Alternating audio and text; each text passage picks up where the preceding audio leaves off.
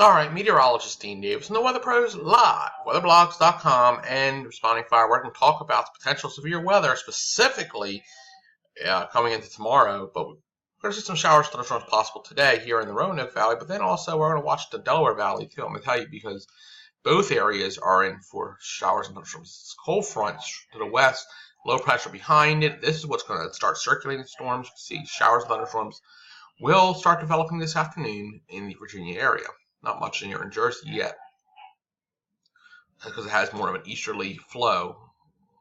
But as you see, the easterly flow and the westerly flow will meet up, and that actually is a little bit of concern on the NAM right here for some showers and thunderstorms right along a boundary layer. Could cause some severe weather later. This would be a little bit after, this would be 9, 10 o'clock tonight, maybe a little later.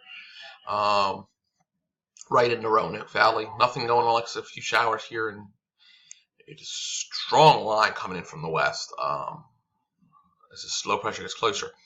Like I said, this continues overnight as this then pushes northeast. You get a chance of showers and thunderstorms early. Then we get into tomorrow evening, and we have this linear line along with some supercells embedded. This could be an issue. We have strong southeast winds at 25 to 35 knots. A lot of potential circulation, so we will have a chance of seeing a tornado or two in this line as it moves to the east.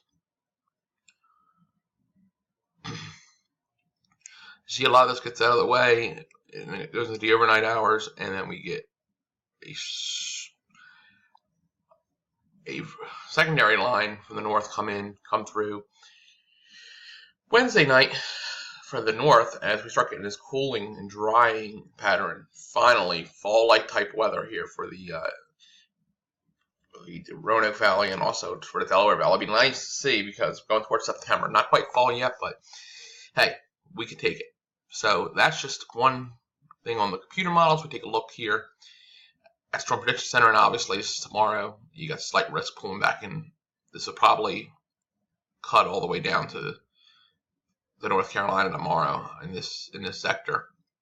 But marginal risk already up for everybody tomorrow, and so this will, like I said, move northeast as we get into the day and evening. So the severe weather threat is going to be real, and we're going to also see the potential of isolated tornadoes here due to the turbulence in the atmosphere and the boundary layer tomorrow. So we'll keep an eye on it for you. Meteorologist Dean Davis, thanks for watching.